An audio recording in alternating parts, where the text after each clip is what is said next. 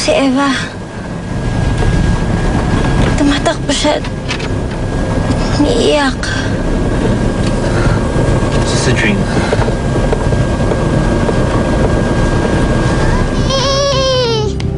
Mommy!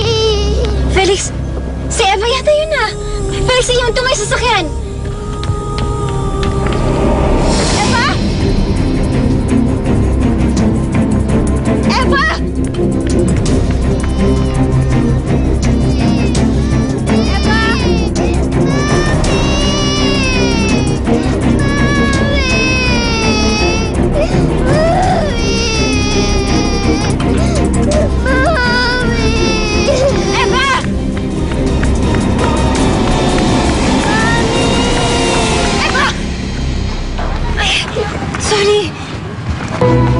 Sorry.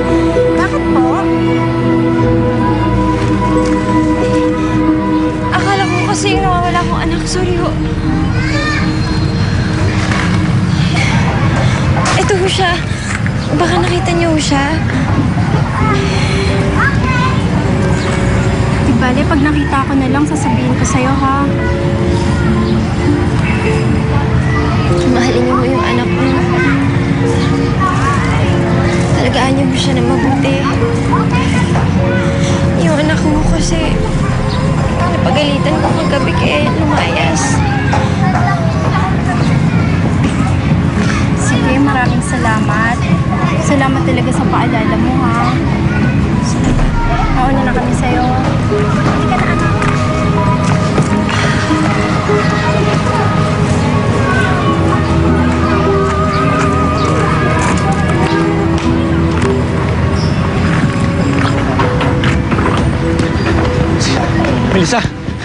Melissa! Si Eva!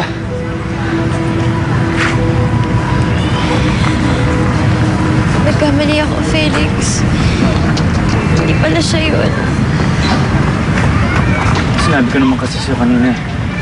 Baka namamalik mata ka lang. Siguro nga dahil sa kagustuhan ko makita na yung anak ko.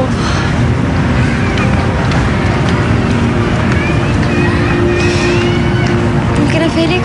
Puntahan na lang natin yung address ng lalaking tumawag kanina.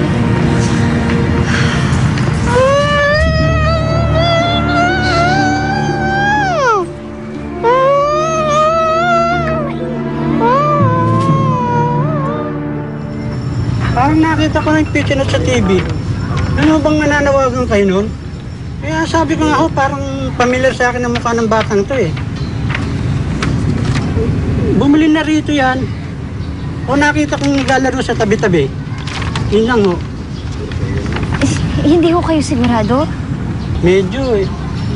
Alam niyo naman ho, naawa lang ako sa inyo kaya gusto ko makatulong eh. Pero wag ko kayong mag-alala. Sa tingin ko ho, yung anak niyo nasa paligid lang namin yan. Sige, maraming salamat to. Pwede ba ako magdikit ng poster dyan sa may Oo naman. tindahan nyo? Oo, sige. Sige, salamat. Salamat po.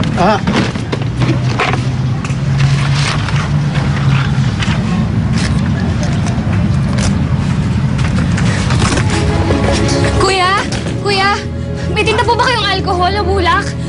Wala kami silang alcohol eh.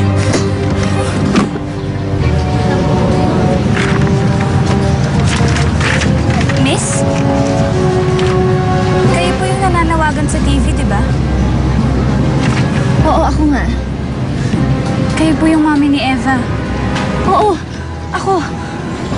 Alam ko po kung nasan yung anak niyo.